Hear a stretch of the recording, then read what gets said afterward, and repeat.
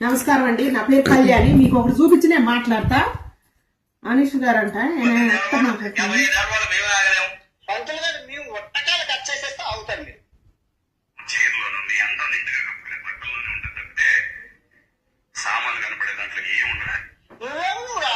చెప్పడానికి ఏమండి అన్వేష్ గారు, మీరు 150 దేశాలు తిరిగి వచ్చి మన మాతృభూమి, మన భారతదేశం సంస్కృతి బొట్టు కట్టు ఇతర దేశాల వాళ్ళు మన సంస్కృతిని చూసి ఇష్టపడుతున్నారు, మన సాంప్రదాయాలు చూసి ఇష్టపడుతున్నారు. మీరు ఇన్ని దేశాలు తిరిగి వచ్చి నేర్చుకుంది ఇదే.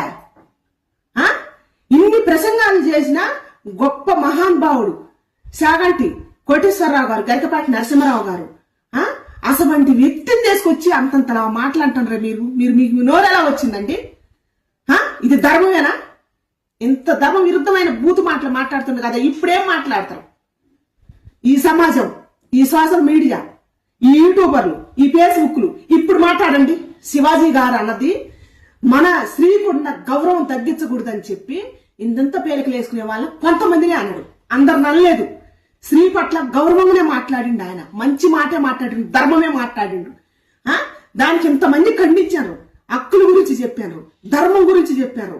ఇంకా ఒక ఆమె అసలు మగవాళ్ళు దమ్ముల గురించి చెప్పింది. ఏమని? మీకు దమ్ముంటే ఆడదాన్ని అందం నువ్వు అభిషేకం చేయాలా, మృగాల్లో పడొద్దని చెప్పింది.